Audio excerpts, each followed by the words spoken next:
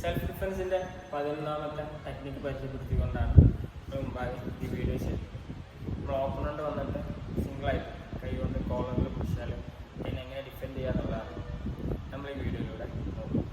അപ്പോൾ ഫസ്റ്റായിട്ട് ഓപ്പണൻ്റ് നമ്മൾ കോളറിൽ വന്നിട്ട് പിടിക്കുന്ന സീനാണ്.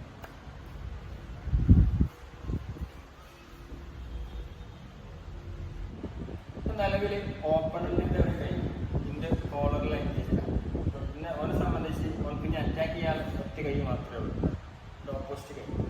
എന്നെ സംബന്ധിച്ച് ഇതിൻ്റെ 2 കൈയും ഫ്രീ.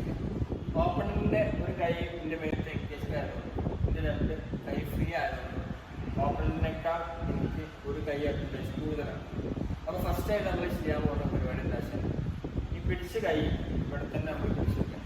അപ്പോൾ സ്വാഭാവികമായിട്ട് ഓപ്പണറിൻ്റെ വലിക്കുമ്പോൾ ഇത് വലിച്ചോളാം കിട്ടില്ല, ഓപ്പണറിൻ്റെ കൈ ഇവിടുന്ന് പോകില്ല.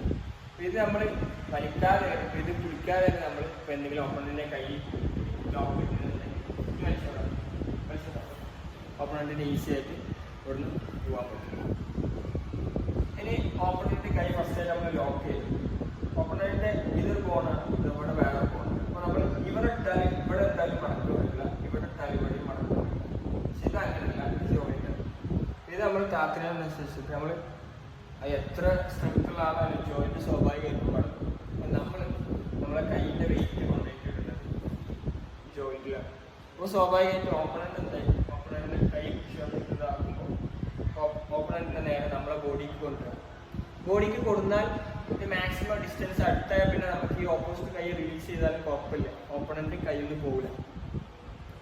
അപ്പോൾ ഈ താത്തിയതിന് ശേഷം കൈ ഉള്ളിൽ ഇങ്ങനെ ഇട്ടാൽ പിന്നെ എന്ത് ചെയ്യാം, എനിക്ക് ഈ കൈ റിലീസ് ചെയ്താൽ പിന്നെ ഒന്ന് എടുത്താൽ നമ്മൾ ഓപ്പണറിൻ്റെ കൈ എന്ത് ചെയ്യില്ല, എടുക്കാൻ കഴിയില്ല. അതുകൊണ്ട് കൈ ലോക്കാണ്.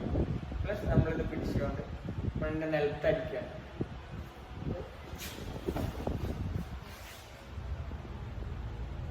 ഇതേ ടെക്നിക്ക് തന്നെ നമുക്ക് കുറച്ച് സ്പീഡായിട്ട് ചെയ്താൽ എങ്ങനെ ഉണ്ടാവും നോക്കിയോ.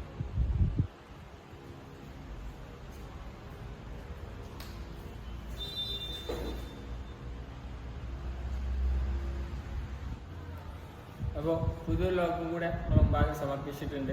പ്രാക്ടീസ് ചെയ്യുക, സാഹചര്യത്തിൻ്റെ സമ്മർദ്ദത്തിനനുസരിച്ച് യൂസ് ചെയ്യുക.